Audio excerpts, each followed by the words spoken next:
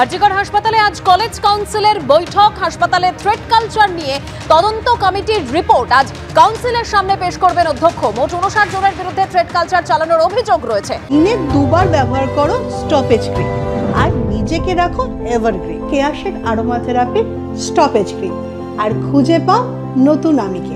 আরো বিস্তারিত তথ্য আমরা জানবো। আমাদের প্রতিনিধি অনির্বাণ বিশ্বাস আমাদের সঙ্গে টেলিফোন লাইনে রয়েছেন। অনির্বাণ, দেখো, তোমাকে প্রথমেই জানিয়ে রাখি, প্রায় 2 ঘন্টারও বেশি সময় কলেজ কাউন্সিলের এই বৈঠক কিন্তু আরজিকর মেডিকেল কলেজ হাসপাতালে সেটা কিন্তু চলছে।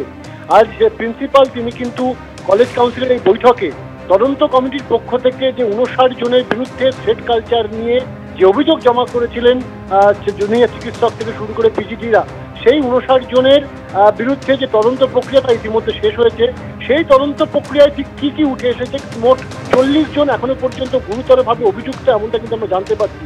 তাদের বিরুদ্ধে কলেজ কাউন্সিলের বৈঠকে কি সিদ্ধান্ত হবে বা কি ধরনের তাদের পানিশমেন্ট দেওয়া হবে সেই বিষয়ে কিন্তু আলোচনা হতে পারে।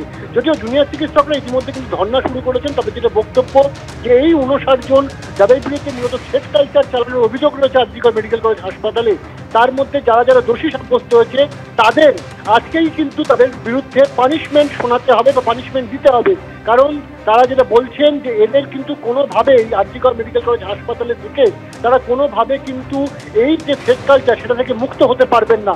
তাই কলেজ কর্তৃপক্ষ এবং যারা কর্তৃপক্ষ রয়েছেন তারা আজই এই 59 জনের মধ্যে যারা যারা অভিযুক্ত হয়েছেন তাদের বিষয়ে যাতে তারা পানিশমেন্ট দেন, সেই পানিশমেন্টের কথা জানান, সেই দাবি নিয়ে কিন্তু তারা ধর্ণা দিচ্ছেন। যতক্ষণ পর্যন্ত না কলেজ কর্তৃপক্ষ আজকে কাউন্সিল মিটিংয়ে তারা এই পানিশমেন্টের কথা জানাবেন, ততক্ষণ পর্যন্ত তারা কিন্তু তাদের ধর্ণা কর্মসূচি চালিয়ে যাবেন এই কাউন্সিল যে মিটিং চলছে যেখানে তার ঠিক বাইরে। নমস্কার, ধন্যবাদ অনির্বাণ।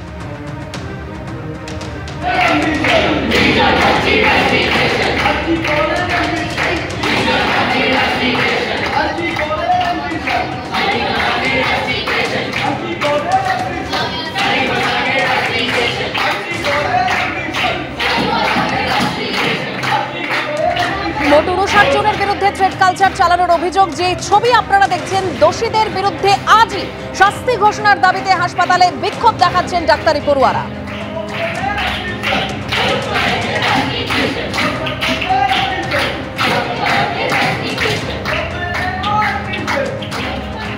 অন্যদিকে ধর্মতলায় ধর্নায় জুনিয়র ডাক্তারদের অনুমতি দিল না লালবাজার। ধর্মতলা থেকে ধর্না তুলতে জুনিয়র ডাক্তারদের ইমেল করা হলো লালবাজারের তরফে।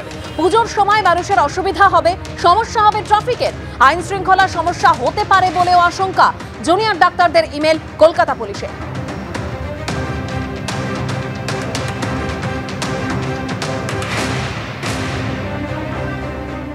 জয়েন্ট সিপি থেকে একটা মেল এসেছে, মেলটা পুজো সংক্রান্ত মেল। আমি সিপিকে অনুরোধ করব দয়া করে এগুলোতে না দেখে উনি আমাদের দাবিগুলোর দিকে নজর দিন। দাবিগুলো যদি উনি পূরণ করে দেন, আমরা সঙ্গে সঙ্গে অবস্থান মঞ্চ আমরা অবস্থান মঞ্চ, হাঙ্গার স্ট্রাইক যা আমাদের কর্মসূচি আমরা সেইভাবে তুলে নেব, কোনো অসুবিধা হবে না।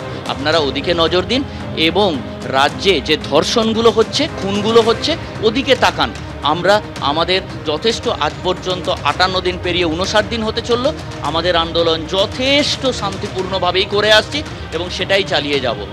একদমই তাই, আমি মেনে নিচ্ছি ট্রাফিকের সমস্যা হতে পারে। কালকে যখন আমাদেরকে এইখানে জুনিয়র ডাক্তারকে মেরেছিল এবং তারপরে যখন আমরা এখানে বসে গেছিলাম তখন সেটা মাথায় আসেনি।